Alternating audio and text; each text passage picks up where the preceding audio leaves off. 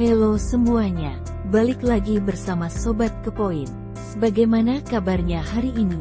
Semoga dalam keadaan sehat selalu. Oh, iya, satu lagi, jangan lupa mandi, biar terhindar dari kuman-kuman mengelikan.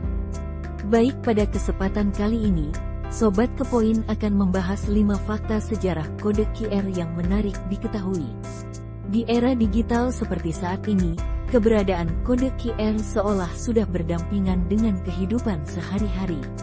Saat kita membeli tiket transportasi umum, kita bisa menjumpainya. Saat pergi ke restoran, kita juga disuguhkan dengan kode tersebut untuk menampilkan menu hidangan. Bahkan, pada saat adanya pandemi COVID-19, kode QR juga digunakan sebagai verifikasi data individu. Kamu pasti juga sering menjumpainya, bukan?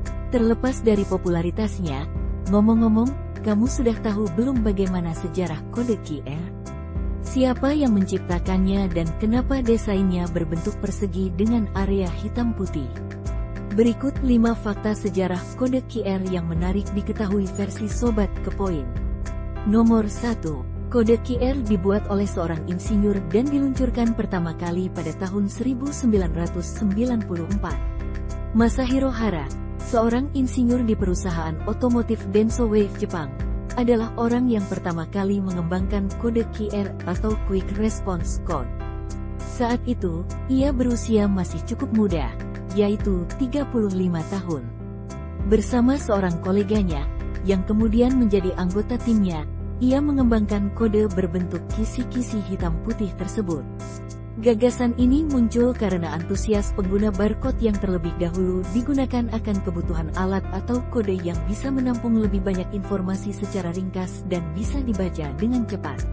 Pada saat itu, barcode hanya mampu menyimpan lebih sedikit informasi sehingga penggunaannya kurang efisien. Setelah beberapa kali percobaan dan kegagalan yang tak terhitung, pada tahun 1994 kode QR akhirnya diluncurkan. Ini menghabiskan waktu sekitar 1,5 tahun sejak proyek pengembangan pertama kali dimulai. Nomor 2. Kode QR merupakan pengembangan lebih lanjut dari barcode. Pada dasarnya, kode QR merupakan pengembangan lebih lanjut dari barcode, kode batang satu dimensi yang sudah ada sebelumnya. Pada tahun 1960-an, Jepang memasuki fase peningkatan ekonomi yang tinggi. Ini diikuti dengan menjamurnya keberadaan supermarket di berbagai tempat. Pusat-pusat perbelanjaan ini menerapkan sebuah sistem di mana semua harga barang harus dimasukkan ke dalam mesin kasir. Namun, karena banyaknya data yang diinput menyebabkan banyak keluhan para pekerja, seperti mati rasa di pergelangan tangan dan mengalami sindrom carpal tunnel. Pada saat itu, keberadaan barcode lah yang membantu mengatasi hal tersebut. Sayangnya, seiring penggunaan barcode, ditemukan banyak kekurangan, terutama terkait kapasitas penyimpanan data dan kompleksitasnya. Para pengguna barcode ini kemudian mengadu ke perusahaan Denso Wave yang kebetulan saat itu sedang mengembangkan pembaca kode batang, barcode reader.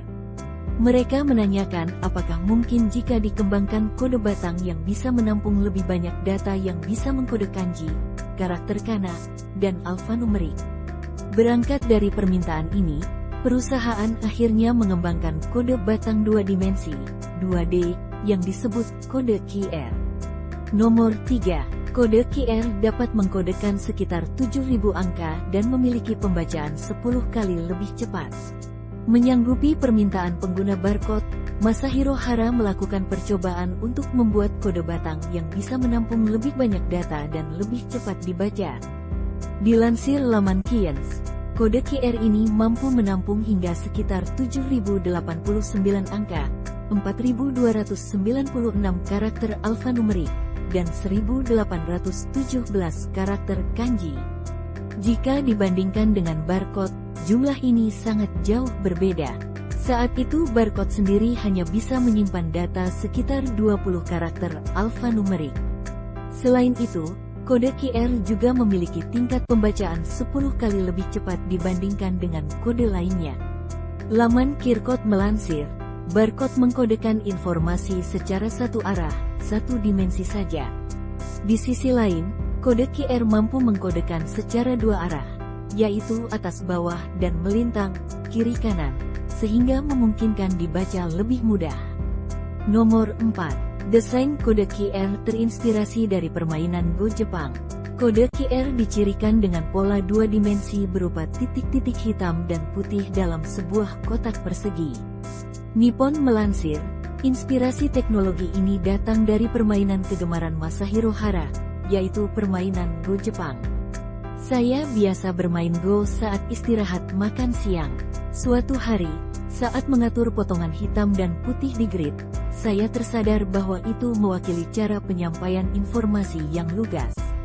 Itu adalah momen eureka, ungkap Hara yang dikutip dari Nippon, tanggal 10 Februari tahun 2020. Berawal dari sini, ia akhirnya mendesain sebuah kode mirip permainan kesukaannya tersebut, berupa kisi-kisi hitam putih yang menyimpan banyak sekali data. Pada beberapa sudutnya juga terdapat kotak persegi kecil yang digunakan sebagai detektor posisi.